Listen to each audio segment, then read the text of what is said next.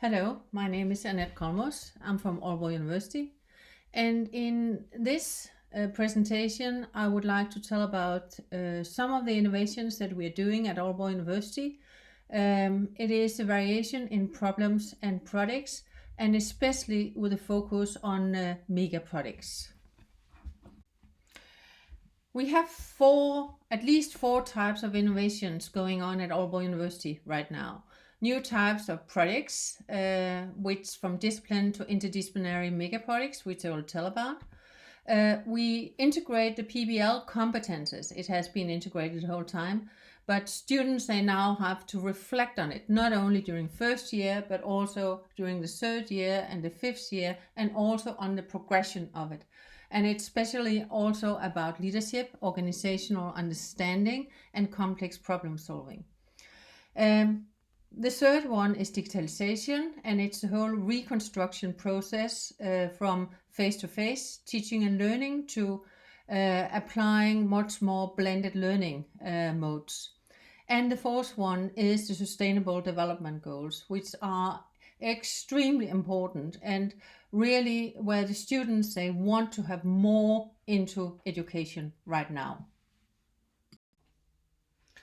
A recent review has shown that in PBL, that most of the implementation is actually at the course level.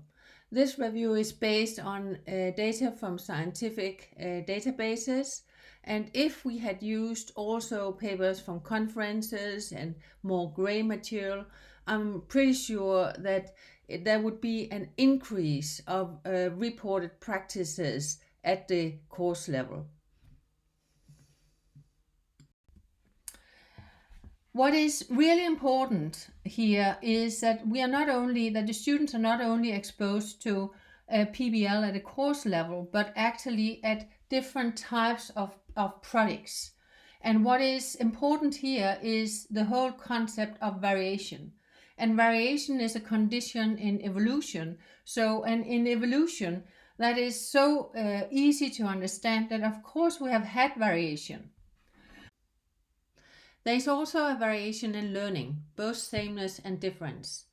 Variation theory originates from the phenomenography with authors like Ferenc Martin and Shirley Booth, both from Sweden at that time. And some of the dimensions in variation theory is that there is a variation in individuals' perspectives, which have a consequence, an impact on collaboration. And there is a variation in the progression of learning experiences, which actually has a consequence for both the individual and the collaborative learning. What is really important here is that there should be both sameness and difference. Sameness in order to transfer, there need to be something that is recognizable, otherwise it is not you are not really able to take learning from one area to another area. But there should also be a difference in order to learn.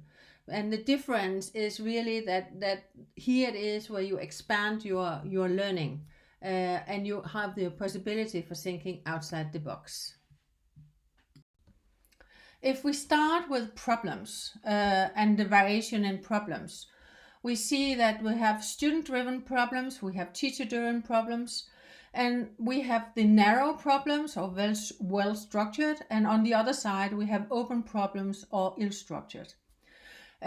So typical in many, when you are running discipline courses, many times it is so that the students, they are working with discipline projects and with very well or narrow problems. And these are problems where you know what the problem is, but you also know what the answer is. Very more seldom, you can say, student driven, that on the open, students are allowed to identify their own problems and to solve some unsolved situations. So it's very important for the students actually that they learn to do both, because it is in the open problems or ill-structured problems where the students analyze and identify the problems, actually that they also get the ideas for new innovations. if we just teach them that you have to go and analyze a known problem and solve this known problem, that they will not get outside the box. So when we look at the variation in projects, we have two dimensions. We have the teams and we have interdisciplinary. And the teams, it goes from having small teams to have a lot of teams working together on the same projects. And the interdisciplinary goes from less to more. And I'll try to give some examples now on the different types of projects. One of the typical examples of a discipline project is an anti-sway system for ship-to-shore crane. Students are going to the harbor front, they are going to learn something about control theory, and they work with this to reduce the sway for this crane. That's a typical discipline project. You can say the problem is known, the solution is known. A multi-project is still within the narrow or less interdisciplinary approach, but where you have more student groups working together.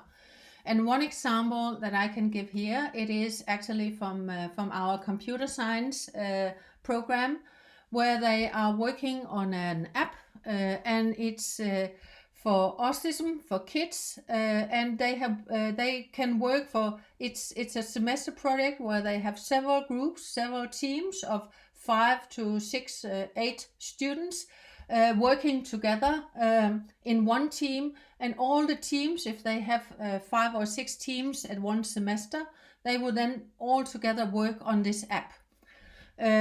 It's a project that has been running for quite a period, but language change, the conditions are changing also for the stakeholders and so on, so there's a close collaboration with the stakeholders.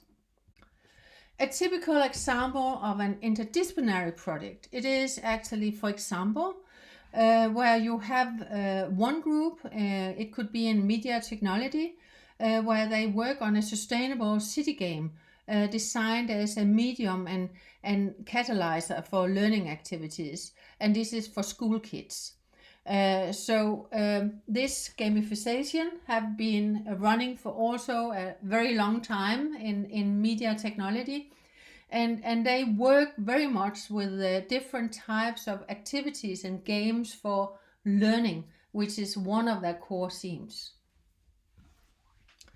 If we go to the next, it's actually the mega projects, and here we have several teams working together, just as in the multi-project, and it's more interdisciplinary.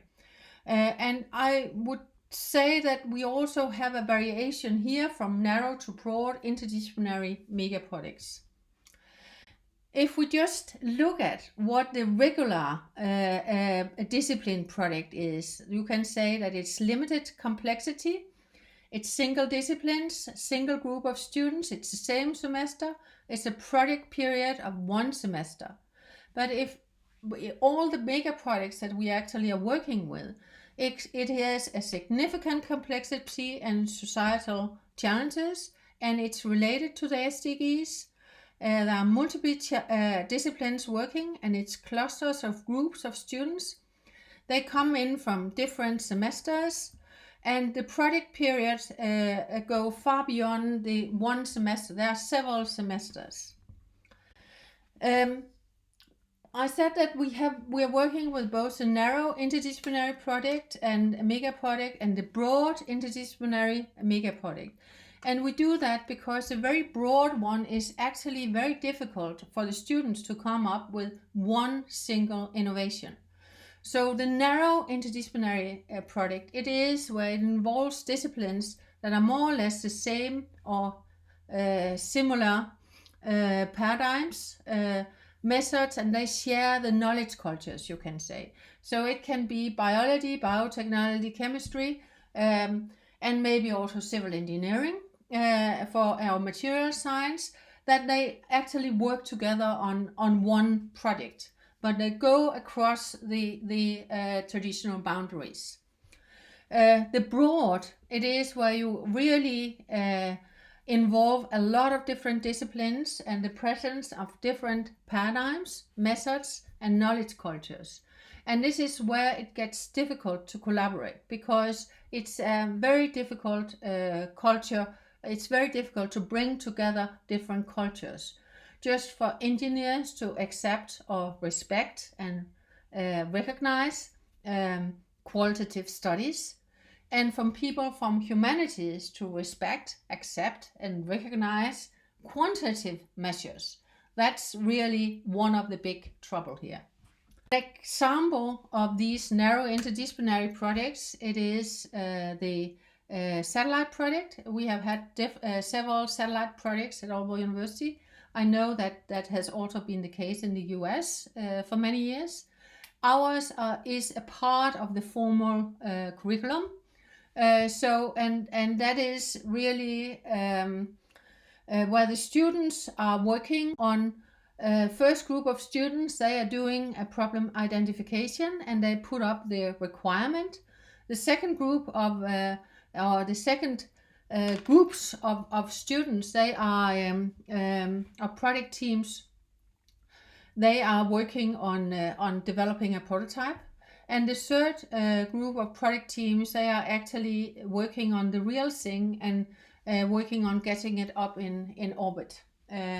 So, of course, when you work on a project like this, you are working on a work package, and there will be a lot of black boxes, and only some of the boxes where you really go deep.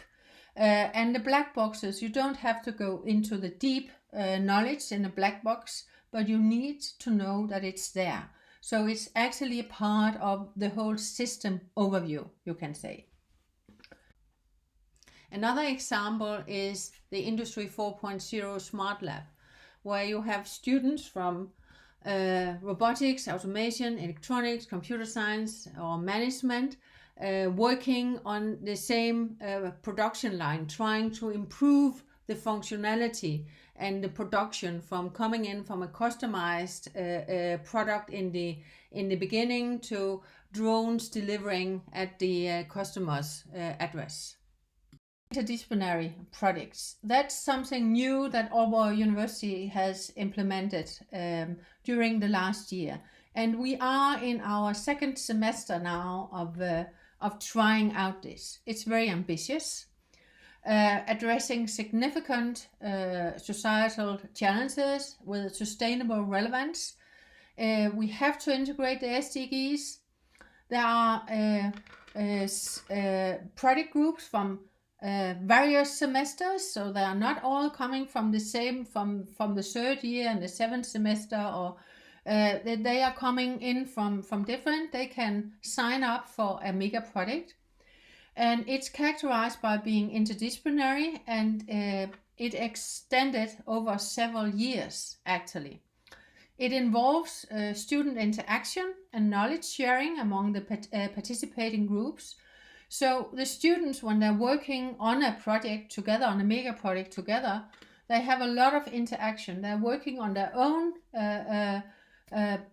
projects within their own discipline, but they're also working on how their own project within their own discipline is actually related to the overall mega project. It's open for collaboration with external partners, and we have right now a collaboration agreement with the municipality at Aalborg, in Aalborg, and it's an agreement that goes for several years. This spring, the students, they were working on two overall themes: simplifying sustainable living and the circular region. And just to dig a little bit deeper into that, it is that the simplifying sustainable living, they have this focus, and then they have some challenges. It can be waste, green consumption, transport, and mobility. And for each of these challenges, there are clusters with groups from different disciplines. So, for example, On waste handling in private households, we have architecture, we have biotechnology, we have sustainable design, working together on how we can actually developing a system on how we handle waste in private households or how we sort waste.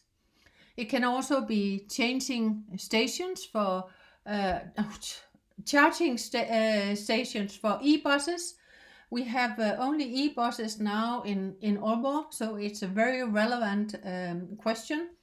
So, and there you can also have public governance, because it's also about policy, where and how these charge stations should be put, and how much money, who should actually pay them. So this is just an example of one of the mega projects going on. Another example is the circular region. I'll not go very much into details with that, just show you the overview, where we have challenges defined as systemic change, co-design and co-production and knowledge, circular economy in practice. And for each of these challenges, there are clusters with groups from different disciplines working on governance, on second life batteries, on food, water, energy nexus, etc. We are about analyzing data from the first round of evaluation, and it actually here it's just a preliminary, some of the preliminary findings. We can see that it calls for new ways of facilitation and new ways of supporting, especially in the beginning of the project phases. Students, they also expand their perspective from a more single, narrow discipline perspective to more broad and large-scale complex problem solving. So they really, even if they're not doing a common innovation, they really expand their understanding of different perspectives and different ways of solving problem. We also see that more complexity in problems require, and in the workflows, it requires the development of new skills, including digital supported project management, collaboration, and sustainability. And actually also here, a strategic leadership. This is the potential for developing the strategic leadership, that you are setting up a much more comprehensive, much more complex process for the students. The last one is institutional, where we can see that the organizational structures and the way that we are used to do it at the different programs, they really can become a barrier for the success of the mega projects in the system. What we hope to get out of this is actually that students experience different types of projects, the disciplinary projects, the interdisciplinary projects, and the mega projects, both narrow and broad interdisciplinary mega projects, and that they understand the different work processes that are actually involved or needed to carry out these projects. We hope that they get an understanding of different ways of analyzing problems, both within a disciplinary scope or within a more broad interdisciplinary scope.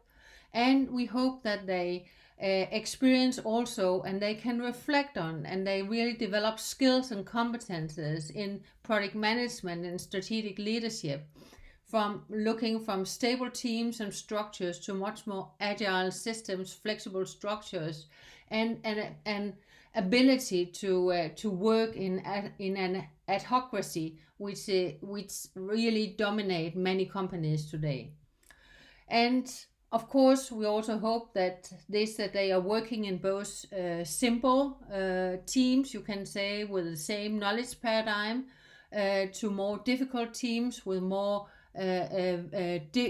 various knowledge paradigms, will give them and improve their collaboration skills.